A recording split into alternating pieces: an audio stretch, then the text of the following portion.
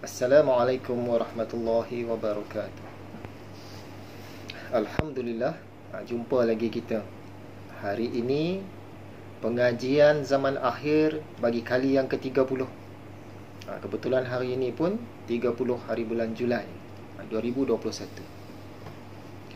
Seperti biasa, mula-mula kita lihat dulu info-info yang agak terkini. Yang pertama, Eropah dilanda malapetaka. Itu tajuk berita. Hal ini kerana Eropah dilanda musim tengkujuh yang luar biasa. Lebih 200 orang maut di Jerman dan Belgium, di Itali tanah runtuh, di Turki, Spanyol, Sardinia dan Greece ada kebakaran besar, dan sebelum ini di Cyprus. Sementara itu Austria dan Britain pula dilanda banjir. Dan dalam masa yang sama, demonstrasi pun banyak di sana sini. Inilah Eropah dilanda malapetaka. Dia tak ada peperangan pun, tapi dah macam suasana perang pula dah. Yang kedua, kebakaran di Turki semakin parah. Semalam kita kongsikan beritanya, belum ada kematian. Tetapi berita hari ini mengatakan sudah 4 orang maut, manakala 180 orang lagi cedera. Yang kena ni banyak kawasan kampung dan juga kawasan pelancongan. Sebagaimana yang kita sebut sebelum ini jugalah, di Syaki dirancang kerana api berpunca daripada 4 tempat serentak. Entahlah pihak mana pula yang punya kerja. Yang ketiga, di Afghanistan sekurang-kurangnya 40 orang terkorban, sementara 50 orang lagi hilang. Banjir di daerah Kamdesh di wilayah Nuristan. Dalam perkembangan lain, berlaku pembunuhan juruterbang tentera Afghanistan yang jenis bawa pesawat pejuang ni. Pembunuhan ini semakin menjadi-jadi, mereka ni jadi sasaran. Dalam beberapa bulan ini sudah 7 orang dibunuh. Ini dipercayai didalangi oleh Taliban, kata mereka lah. Sebab Taliban ini, tentera dia lemah kalau berhadapan dengan serangan udara. Mereka kalah dengan Amerika Syarikat dulu pun sebab serangan udara lah. Tapi kalau perang di darat ni, mereka ni handal. Mungkin atas dasar itulah Amerika pun dah keluar. Yang tinggal hanyalah juruterbang Afghan. Dan juruterbang Afghan ini menjadi sasaran mereka. Seterusnya, di Syria sekurang-kurangnya 19 orang terbunuh termasuk kanak-kanak. Sebab di sana berlaku pertempuran besar di satu kawasan nama Daraa. Jadi situasi di Syria ini kita kena ambil tahu, sebab sangat berkait rapat dengan zaman akhir. Syria ni kalau zaman dulu disebut sebagai Syam. Itulah antara info-info yang agak terkini yang boleh kita kongsikan, yang mungkin berkait dengan akhir zaman dan zaman akhir khususnya. Seterusnya, kita sambung kisah kita yang semalam tentang Tamim Ad-Dari. Semalam kita dah kongsi cerita dia dari awal, macam mana dia punya perjalanan di laut semua sampai jumpa dengan Al-Masih Dajjal, sampai jumpa Nabi Muhammad. Jadi hari ini kita nak berkenalan pula dengan peribadi yang bernama Tamim Ad-Dari ini. Dikatakan nama dia ialah Tamim bin Aus Ad-Dari. Ad-Dari itu nama dia punya kabilah, dia punya suku kaum. Kabilah Ad-Dar ini merupakan salah satu cabang daripada Bani yang lebih besar, dinamakan Bani Lakham. Bani Lakham ni asalnya banyak bertempat di Iraq, di kawasan subur di Iraq tu. Dan Bani Dar ini, sebahagian daripada puak Lakham ni mereka pindah duduk di Palestin. Di sana ada ramai Bani Ad-Dar. Tamim Ad-Dari ini salah seorang ahli kabilah Ad-Dar inilah. Tamim ini dia beragama Nasrani asalnya. Ada juga pendapat kata dia ini bukan sekadar penganut, tetapi dia salah seorang rahib, tapi tak pasti sejauh mana kebenarannya. Dia tinggal di Palestin lah. Bani Ad-Dar ini bermukim di sana. Kali pertama Tamim berjumpa dengan Nabi ini pada tahun 628 Masihi. Ketika itu di Madinah. Masa itu yang dia boleh pergi jumpa dengan Nabi itu kerana dia menjadi ketua utusan. Suku kaum Dar ini tadi memilih 10 orang sebagai utusan nak pergi jumpa Nabi. Mereka ni di Palestin. Jadi dikatakan Tamim ini ketua kepada utusan itu, yang 10 orang tadi. Sebab Tamim ini jenis orang yang suka mengembara. Bila tiba di Madinah, dia jumpa dengan Rasulullah sallallahu alaihi wasallam. Masa inilah dia memeluk agama Islam, dia berbai'ah dengan Nabi, dan ketika itulah dia ceritakan kepada Rasulullah tentang pengalamannya bertemu dengan Al-Masih Dajjal di pulau. Tamim ini, antara jasanya dalam Islam, dia merupakan orang yang memperkenalkan lampu-lampu minyak di masjid-masjid. Sebelum itu guna lampu apa kita pun tak pastilah, tapi dia yang memperkenalkan penggunaan lampu minyak di masjid-masjid. Pada satu ketika, isterinya tersangka Tamim Ad-Dari ini dah mati. Mungkin sebab lama tak jumpa ke. Jadi isterinya bernikah dengan orang lain. Kemudian tengok-tengok muncul Tamim ni, hidup lagi. Jadi kes ini dibawa kepada Sayyidina Umar, zaman Sayyidina Umar. Dan Sayyidina Umar rujukkan kepada Sayyidina Ali. Sebab Sayyidina Ali dia lebih faqih bahagian itu. Jadi Sayyidina Ali pun fatwakan kepada isteri itu tadi, pilih dia nak bersama suami yang mana. Dia kena pilih. Maksud dia kena berpisah dengan salah seorang lah daripada kedua-duanya tu. Jadi isteri itu tadi dia memilih Tamim Ad-Dari. Dapatlah dia isterinya balik. Tamim Ad-Dari ini antara sahabat Nabi yang special. Special dalam erti kata lain daripada yang lain. Seolah-olah dia ni ada kaitan dengan zaman akhir. Nanti dalam kuliah-kuliah seterusnya akan semakin nampak special dia tu. Pertemuan Tamim Ad-Dari dengan Mr. D, Dajjal tu, itu dah satu clue kaitannya dengan akhir zaman. Tapi nanti akan ada lagi. Antaranya, Nabi Muhammad macam dah wasiatkan ataupun dah amanahkan kepada Tamim Ad-Dari ni satu kawasan di sekitar Hebron. Hebron ni di mana? Di Palestin lah. Di Palestin. Sekarang ni Hebron merupakan bandar yang terbesar di tebing barat. Dan bagi orang-orang Yahudi, bandar Hebron ini dianggap sebagai bandar yang kedua penting, suci, selepas Baitul Muqaddis. Sebab di Hebron ini dikatakan ada makam, ada kubur Nabi Adam, ada makam Hawa, Nabi Ibrahim, isterinya Sarah, Nabi Ishaq dan Nabi Yaqub. Di Hebron itu. Jadi bila Tamim berjumpa dengan Rasulullah, dan Rasulullah seolah-olah bagi amanah satu tempat di Hebron itu Tamim Ad-Dari yang punya. Ini memang pelik, kerana masa itu Palestin belum dapat kepada Islam lagi. Palestin masih di bawah kekuasaan Byzantine, iaitu kekaisaran Rom sebelah timur, Kristian lah. Bukan di bawah Islam lagi. Tapi Nabi Muhammad dah bagi siap-siap kepada dia. Ini sesuatu yang pelik. Zaman Sayyidina Umar nanti, baru Islam dapat wilayah itu di Hebron tu tadi. Dan Tamim Ad-Dari memang betul-betul lah ditugaskan sebagai orang yang bertanggungjawab terhadap kawasan itu. Pada zaman Sayyidina Ali, baru dia pergi ke sana, diangkat untuk pergi ke sana.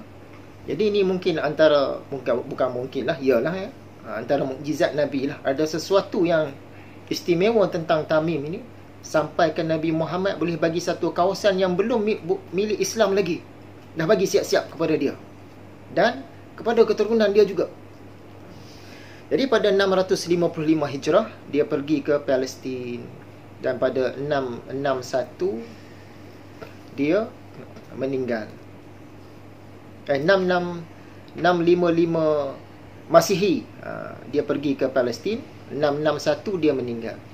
Dipercayai Tamim ini dikebumikan di Bait Jibrin, di Hebron tu juga.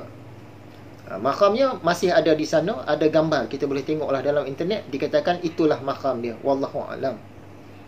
Tapi kawasan Bait Jibrin ini dah dimusnahkan oleh Israel pada tahun 1948, zaman-zaman perang itu.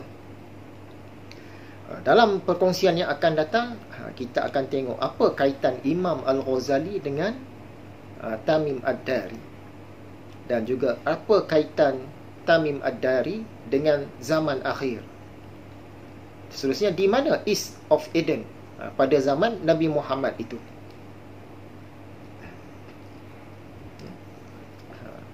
Ada ilmu yang kita kata turun bersama-sama dengan sanad Tariqat Ghazaliyah kan dalam kuliah sebelum ini. Tapi dia bukan pelajaran Tariqat Ghazaliyah, tapi turun bersama sanad dan guru-gurunya, dari guru kepada guru, mu'alim ke mu'alim, iaitu ilmu alam yang 7 bahagian itu.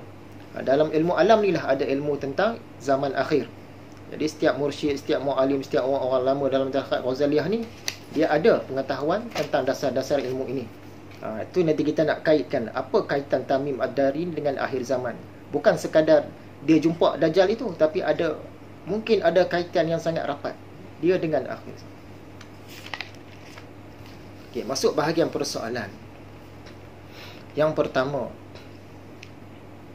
macam mana kata zaman akhir nanti wanita lebih ramai daripada lelaki, sedangkan lelaki dan wanita sama ramai? Sekarang ni lah maksudnya.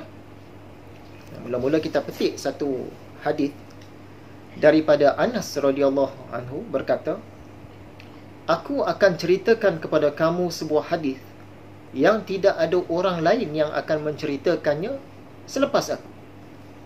Apa cerita dia? Aku mendengar Rasulullah sallallahu alaihi wasallam bersabda, antara tanda kiamat ialah sedikit ilmu, banyak kejahilan, banyak perzinaan, ramai kaum wanita dan sedikit kaum lelaki, sehingga kan nanti seorang lelaki akan menguruskan 50 orang perempuan. Riwayat Bukhari. Tapi kalau kita tengok populasi penduduk negara Malaysia contohnya, untuk tahun 2020, penduduk Malaysia ini jumlah dia 33.73 juta orang.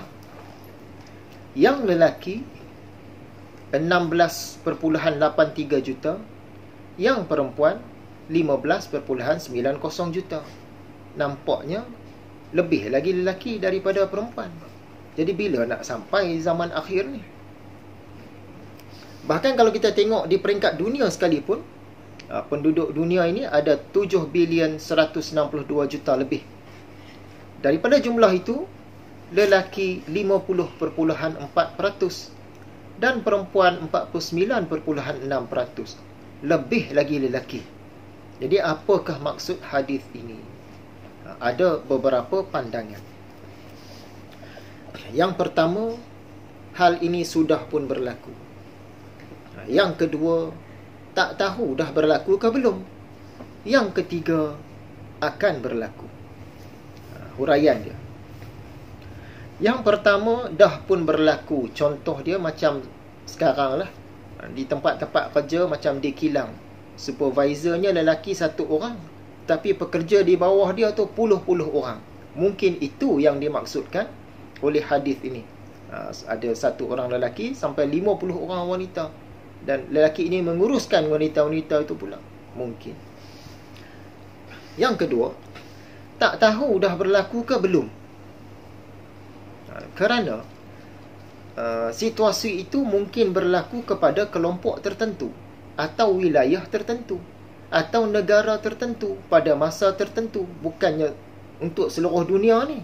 Mungkin ada satu kelompok masyarakat orang yang lelakinya sangat sikit, perempuannya sangat ramai. Dah berlaku. Contoh, macamlah cerita-cerita legenda, orang kata wanita-wanita Amazon, ataupun selepas Perang Dunia Pertama, selepas Perang Dunia Kedua kan, ramai askar terkorban.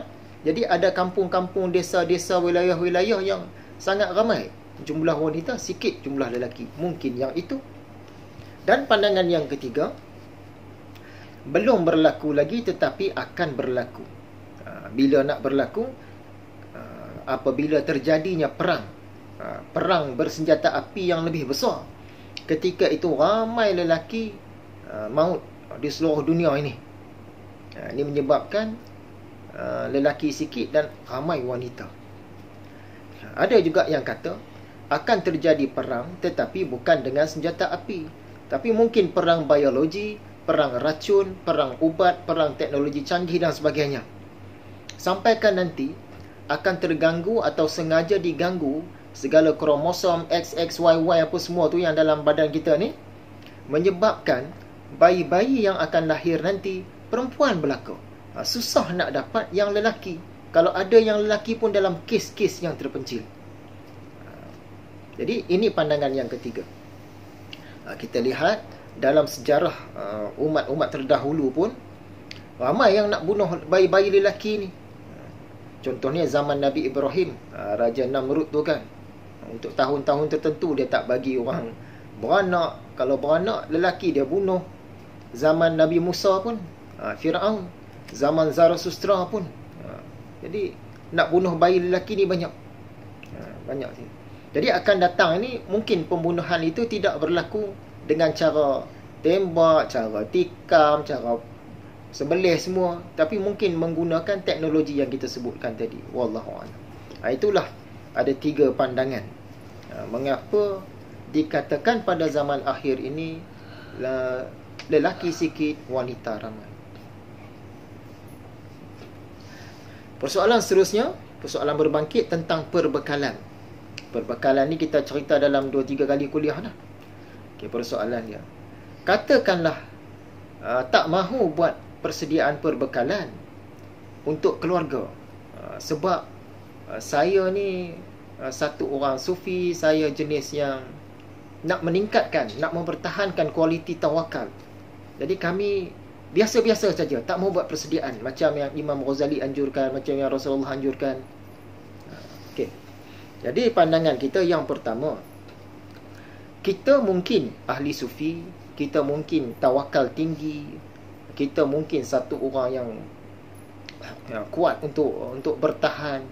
Tetapi kita kena ingat, orang-orang yang dalam tanggungan kita, anak-anak kita, isteri-isteri kita, ibu bapa kita, cucu cicit kita, dan siapa yang kita tanggung lah, mereka tu tak sama levelnya dengan kita.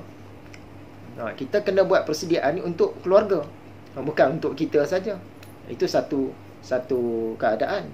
Dan yang kedua, Rasulullah SAW sendiri sebagai maha guru dalam tawakal, dia tu maha guru, dia pun buat persediaan untuk setahun. Jadi kena timbang-timbangkan lah. Kalau saja-saja tak mahu buat persediaan bagi orang yang bertanggungan. Dan yang terakhir, persoalan tentang hadis Jibril. Hadis Jibril ini pun kita dah share 2-3 kali kuliah. Okay, tentang hadis Jibril ni, mengapa nampak macam ilmu zaman akhir ni agak terpinggir? Okay, hadis Jibril ini dia cerita tentang ad-din. Semua isi kandungan dia tu itulah ad-din. Kita dah cakap dah sebelum ni kan, tak boleh buang salah satu, tak boleh remehkan salah satu, tak boleh tinggal salah satu. Jadi apa yang ada di dalamnya, ada cerita tentang Islam, tentang iman, tentang ihsan, tentang as-sa'ah dan tanda-tandanya. Maksudnya ada cerita tentang fiqh, cerita tentang akidah, cerita tentang tasawuf, dan juga akhir zaman akhir. Ingat lagi piramid yang kita bincangkan, bentuk piramid kan. Ilmu-ilmu yang ini dia seumpama piramid itulah. Makin tinggi, makin tak dipercayai. Makin sikit orang nak percaya, makin sikit orang minat. Lagi tinggi, piramid tu ada 4 bahagian contohnya. Lagi tinggi, makin ramai nak menolak. Hatta orang-orang yang ada ilmu agama pun menolak juga. Contoh dia fiqh. Ni di bawah, piramid bahagian bawah. Ramai orang terima, ramai orang suka, ramai orang yakin, pengajian banyak ahli-ahli dia pun banyak. Merata tempat ada. Bila naik ke akidah, masih ramai tapi kurang dah. Orang minat pun kurang, orang mengajar pun kurang, kitab-kitab dia pun kurang. Naik ke tasawuf lagi sangat kurang. Lagi makin tak dipercayai, makin tak disukai, makin orang tak minat. Bila naik kepada akhir zaman dan zaman akhir itu, hujung piramid tu, lagilah orang tak mau. Jadi ini memang fitrah dia begitu. Ingat piramid tu. Okay. Nampaknya untuk malam ini sekadar itu sahaja. Sepatutnya ilmu tentang akhir zaman, zaman akhir ini dah jadi satu silibus yang wajib di pusat-pusat pengajian, khususnya untuk orang-orang Islam. Dia termasuk dalam ad-din, bukannya satu yang kita boleh tinggalkan. Kita sebut sebelum ini Al-Mahdi, Nabi Isa dan juga orang-orang dia, mereka ini mahir tentang zaman akhir. Bahkan Dajjal pun ada juga kemahiran tentang zaman akhir. Takkanlah kita generasi umat Islam ni tak mahu ambil tahu. Kita menolak. Ada yang takut, ada yang tak, janganlah berlaku kan, macam-macam. Jadi pesanan akhirnya kita sampaikanlah apa yang kita dapat ni kepada orang-orang yang kita kasihi. Kerana bukan kita saja yang nak dapat tahu, orang-orang yang kita sayang pun kita nak mereka tahu juga. Tahniah kepada sesiapa yang telah pun membuat persediaan serba sedikit dari segi rohani dan jasmani sebagaimana yang kita bincangkan sebelum-sebelum ini. Dan kuliah-kuliah kita ni elok tonton dari awal sebab ia ni berkesinambungan. Nanti kalau dah banyak, sekarang ni dah masuk 30, nanti akan jadi beratus-ratus, dia jadi malas dah. Macam kita mengajar kitab Ihya dululah, ramai awal-awal bersemangat, tapi bila dah tinggal, dah jadi sampai 1000 lebih dah kuliah dah, orang nak tonton malas lah. Jadi ikuti, jangan tertinggal. InsyaAllah doa-doakan kita jumpa lagi dalam perkongsian yang akan datang. Wallahu a'lam.